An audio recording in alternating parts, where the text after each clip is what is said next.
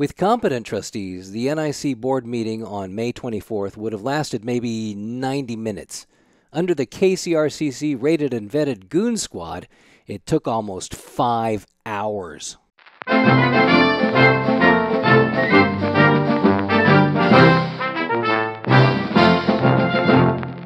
This year, NIC decided to take a 0% property tax increase with no increase in tuition. Sounds like a win. But not to the clowns, inebriated, medicated, and emotionally unstable. No, they terrorized college staff with this brilliant example of robust decision-making. I think it's in the best interest of this to table the fiscal year budget till the next regular meeting. No. We need to approve it. Well, I would like to still have myself more conversations. So if a trustee feels that way, if they would say so moved to table the general fund budget fiscal year to the next regular board meeting. I have some concerns that have not had adequately addressed yet. So yeah, I wouldn't mind buying some more time. So I'm gonna so move that. Is there a second? Yeah, I have a few concerns too. I'll second. Second. If Banducci has concerns, why didn't he raise them at this point? Unless the goal is to give staff a collective heart attack. This episode underscores how the KCRCC trustees continue to micromanage the college. What further discussion is required behind the reason to table the budget?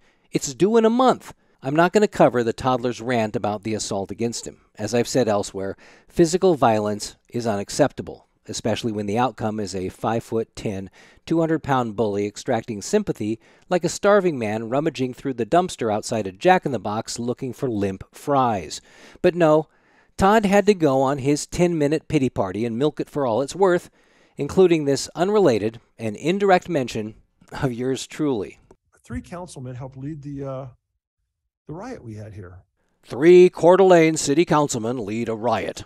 I'm sure that Regan's minions will have fun with that lie in the fall election, but let's take a look at the riot.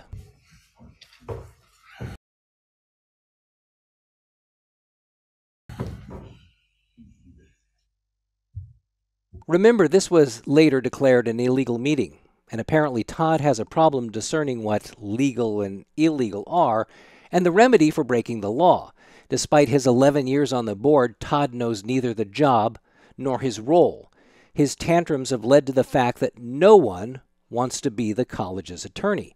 Put bluntly, decent attorneys fear this job, and for good reason.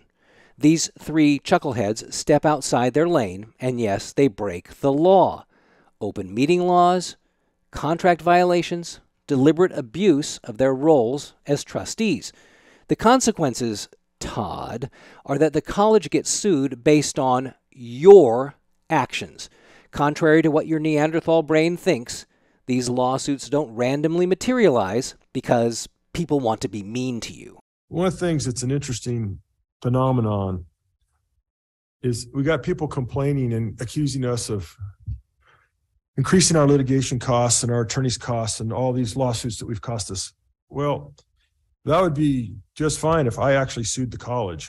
If I sued the college and initiated our $100,000 deductible on our coverage, then that would be on me because I would have initiated the action against the college. But I haven't. Mr. Gridley has, the Hagedorn Corporation has, and Mr. Swain has. So those are at least 3 lawsuits that have been instigated that nobody on the board instigated. So to say that we caused litigation and costs is inaccurate because I've not initiated any action against the college or against my fellow trustees. It's a bit disingenuous to say how expensive art was when most of the time what he was doing was responding to lawsuits that were brought on by external entities. So you created that expense. And not to poke the bear here, but Mr. President, yours was one of them that created probably the most of the 3. So there was quite a bit there. So the lawsuits that were initiated are the ones that help produce the costs. And it's why art's fees were so high. Like most of the KCRCC, Todd believes that winning an election puts him above the law.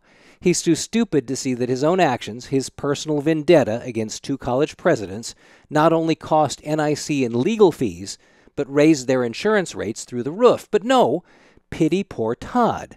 The only reputable law firm they could find is in Boise, and the cost to the college and the taxpayer would be prohibited. So rather than pony up the bill that Banducci, Wagner, McKinsey, and yes, Regan's antics demand, they suggested, as their attorney, KCRCC crony Colton Boyles. I think I think this Colton Boyle character, No, you're correct. He's a character. not character, law firm, is they've represented multiple agencies before, and I think they'll do an excellent job for North Idaho College. But And not higher ed. And it's a different animal. I understand that, and he serves at the pleasure of the board. McKinsey persists, the odors of a backroom deal wafting up from his attention-sucking laptop like green vapor from an illegally discarded barrel of nuclear waste. Welcome to the discussion, Terry Zimmerman, a real Republican who has something you don't see often in government and have never seen from Banducci, and that's critical thinking. Chair McKenzie, Trustee Zimmerman. thank you. Just from listening to you go back and forth, I get the idea that there may be a conflict here, as it sounds like you are very familiar with this candidate who was not brought forth. And so if you do have a conflict, whereas you know this person and you're working to advance him, I would ask you to reconsider. Working to advance. I don't think You're not, I don't know what you're talking. you don't have a conflict of interest. You don't know this person already. I don't think a conflict of interest has to do with whether you know somebody. I think it has to do with whether there's a pecuniary interest in them being hired. Yes. Or unfairly advancing that individual for reasons other than qualification. If only Art knew an attorney who hasn't laughed at him. Regardless, Boyles has a track record of defending far-right nutballs, including this brain-deprived bimbo. But he's one of them. Dr. Swain pointed out that Boyles is unqualified to represent a college, but that doesn't matter because he's ideologically aligned with the KCRCC. My guess is that they will hire him as the college attorney, yet another example of the kind of cronyism you expect from the people the KCRCC rates and vets. And on the plus side, perhaps Boyle will make us miss the fumbling chaos that Art Mackomer brought to the college. Speaking of fart cucumber, did anyone else pick up this little tidbit at the start of the meeting? Given what happened later, this jibe makes a lot of sense. Sir, not to dispute you, but mine says just vaccine. Go ahead and mandate. dispute me. Everybody else does. Surprising everyone, but disappointing no one, Mackomer resigned as North Idaho College's attorney. On his way out the door, with over $100,000 reaped in public money, he said this. As NIC counsel, I am obligated to bring circumstances to the attention of the board and president that indicate laws are being broken or are in imminent peril of being broken by college personnel. This is a professional requirement of my license to practice law, which includes Rule 1.16 of the Idaho Rules of Professional Conduct. Even while I must safeguard client confidentiality, I cannot stand by when circumstances trigger that rule. In this case, I have made the president and then the Board of Trustees aware of circumstances related to violations of portions of Title VI of Idaho Code. I have given timely and appropriate advice about my concerns. That legal advice has not only been ignored, but attempts have been made to involve my NIC counsel position to further such wrongful acts to the detriment of NIC. In my view, such acts are morally and legally indefensible. Even so, the college reasonably expects me to assist with the transition to new legal counsel, and I must do so as promised. Starting tonight, though, my work for the college will only be to facilitate the transition to new legal counsel. My contract with NIC will end on August 15, 2023, but tonight these circumstances require me to now withdraw as NIC counsel. No need to comment on how Art's government paycheck from NIC is equal to his own money that he supposedly blew on his failed campaign for Idaho Attorney General. It's just a coincidence. And no one knows what his cryptic references to Idaho Code imply. We're all in the dark. Still, A fond "don't let the door hit you in the ass" to Art Macomer, and hello, Colton Boyles. Recently, I received an email from Professor James Newman, who watches these rants and is following the NIC situation closely. He writes, "I am a professor at Southeast Missouri State University, and I teach courses in state and local government. The situation with the NIC board provides several interesting discussion topics and examples for my teaching. I find the politicalization of volunteer citizen boards is as fascinating to study as it is disturbing to watch. Unfortunately, this is a national trend. It's a local trend as well, with the populist authoritarians who've hijacked the local GOP succeeding in putting two ayatollahs on the Community Library Network board. Yes, they will wreak the same disaster as you see happening at NIC, with similar lawsuits, chaos, government censorship, and authoritarian control.